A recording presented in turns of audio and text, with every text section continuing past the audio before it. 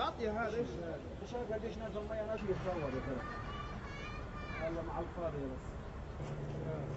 الغاطس اللي يصير يعني هي بس انا ما تشكرون.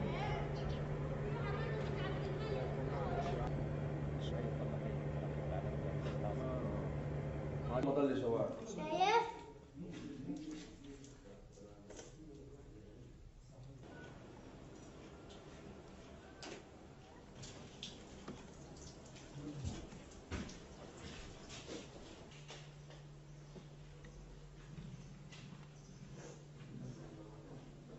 قعدت أعيط وكمان وكل شيء كل متحوبة شايف التخت وأين صار فوق كلنا والحياة هي بس الغير وإليه وغير بالعابة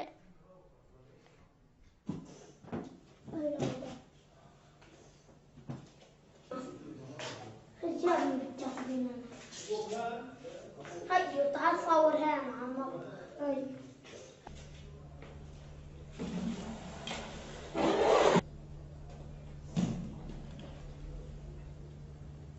بقول الحمد لله انه ربنا سبحانه وتعالى نجاني انا واولادي وعندنا يعني مكان تاني نقعد فيه، بس الله يكون بعون الناس اللي ما عندهمش الناس اللي ما دريوا الا الميه 3 متر عندهم في الدار فجأة واحدة.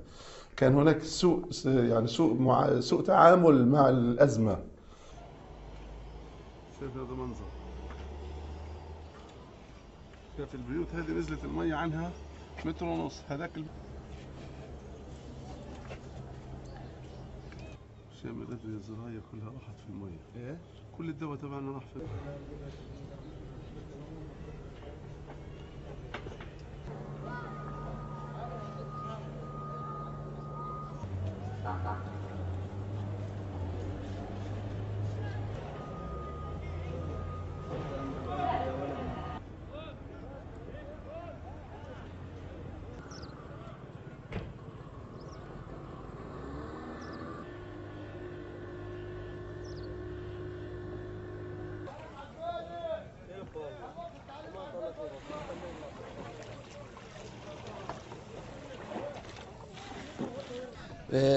أثر علينا تأثير كبير، لأنه أول شيء كانت الميناء مش مأوى آمن للمراكب كليتها باستثناء لانشي أنا اللي تضررت فيه.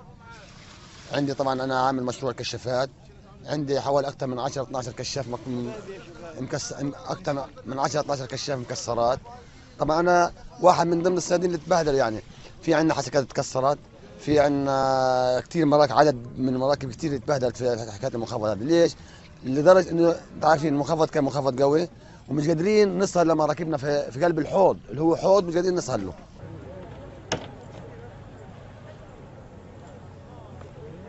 نقي تحت يا سمك. السمك المدفون، السمك المدفون.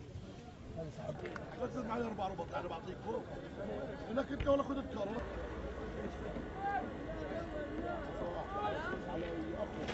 والله